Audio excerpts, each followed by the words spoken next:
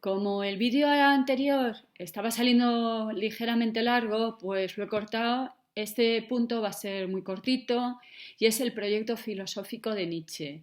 Ya sabéis que César Tejedor siempre intenta, después de contar la vida, la obra y la evolución del autor, contarnos en pocas palabras cuál es el objetivo, lo más importante de cada autor. Ya vimos que Platón hace el esbozo de una ciudad utópica, que Santo Tomás intenta una síntesis entre el pensamiento de Aristóteles y el cristianismo, que Descartes pretende unificar todas las ciencias y para ello crear un nuevo método. Bien, ¿cuál es la idea principal? Y cuidado con lo de idea principal de Nietzsche. A ver, el primer parrafito habla, pero ya lo he comentado, de lo vinculado que está la vida del autor y su obra.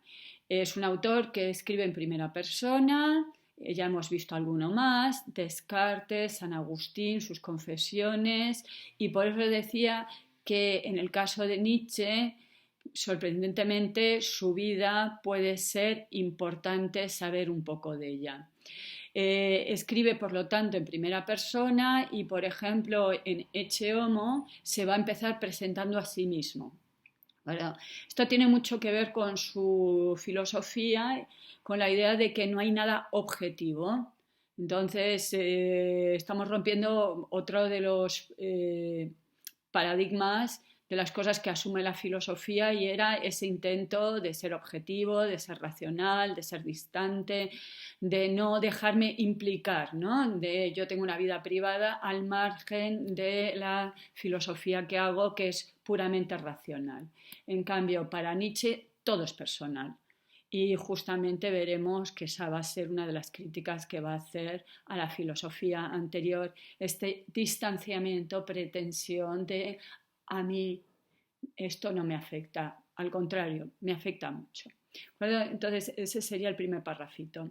El segundo parrafito nos cuenta que Nietzsche es un enfermo y ha insistido mucho cuando contaba su vida que desde pequeño tenía problemas, que su enfermedad le va a llevar a abandonar su cátedra en Basilea y que el resto de su vida, hasta que ingresa en un psiquiátrico, es un intento de buscar la salud, ¿no? Bien, como escribimos en primera persona, Nietzsche igual que Descartes, igual que él considera que la filosofía le ha sanado, él considera que la filosofía suya puede sanar Occidente. Para Nietzsche, Occidente es una sociedad decadente. Hablábamos del ocaso de los ídolos, es el final, es la decadencia. La sociedad va a desaparecer, la sociedad occidental. Europa es una sociedad enferma y entonces hay que resurgir. De ahí que Nietzsche tenga una parte crítica y tenga también una parte resolutiva, ¿de acuerdo? Y justamente ese va a ser el planteamiento que voy a hacer yo, que no hace César Tejedor. Yo voy a empezar por la crítica y luego la parte, digamos, resolutiva. Ya veremos que justamente la parte de solución de Nietzsche, que no son soluciones, va a ser lo que más problemas nos plantee. Cuando él critica, es fácil. Cuando él nos da entrecomillado y no se pone jamás una solución a los problemas de Occidente, eso nos va a costar más por el lenguaje que tiene el propio Nietzsche. Entonces, esa va a ser mi división, pero cuidado, Nietzsche no es un autor sistemático, entonces no primero critica y luego resuelve. Hemos visto en las etapas que eso se va mezclando. La crítica y la resolución, el sí y el no.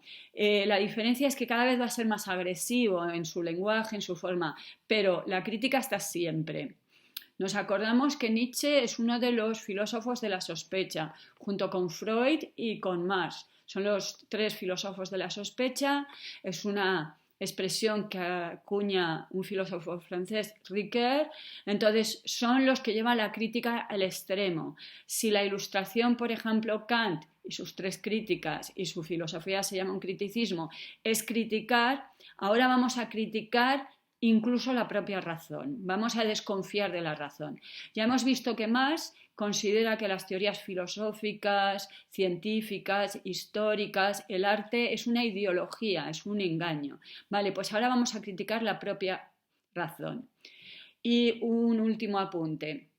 El que yo vaya a dividir en crítica y, entrecomillado, solución, no quiere decir que Nietzsche lo haga, ¿vale? ¿Por qué? Aclaro esto. Porque yo puedo tratar de la locura de una forma ordenada, racional, pero no quiere decir que el tema que trate lo sea, ¿de acuerdo? Entonces, cuidado. Nietzsche no es un autor sistemático, pero yo sí que voy a intentar hacer una exposición sistemática, ordenada, de un autor que no tiene orden, ¿de acuerdo?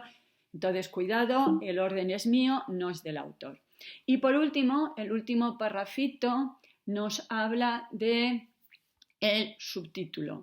La obra más importante de Nietzsche, ya he mencionado, es Así habló Zaratustra y tiene un subtítulo curioso. Esta obra se llama Un libro para todos y para nadie, ¿vale? Ese es justamente la ambivalencia del propio Nietzsche. Empezamos un libro para todos. El lenguaje de Nietzsche, un lenguaje tan metafórico, un lenguaje tan poético, es un lenguaje que es muy asequible para muchas personas. Entonces, Nietzsche además tuvo en España muchísimo éxito. Y entonces el vocabulario de Nietzsche estamos bastante acostumbrados, aunque no nos demos cuenta.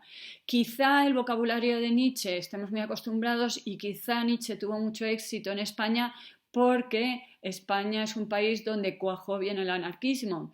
Y es curioso que Nietzsche es un autor tildado de nazi, pero también es un autor que tildado de anarquista, ¿de acuerdo? Pero por el otro lado, como veis, el subtítulo es una obra para nadie. ¿Y por qué es una obra para nadie? Porque como es metafórico, utiliza el aforismo, esas frases breves, cortas, es poético, no define nunca los términos, no es sistemático, no es ordenado, no le importa contradecirse, por eso, por el otro lado, es muy difícil saber realmente qué quiso decir Nietzsche.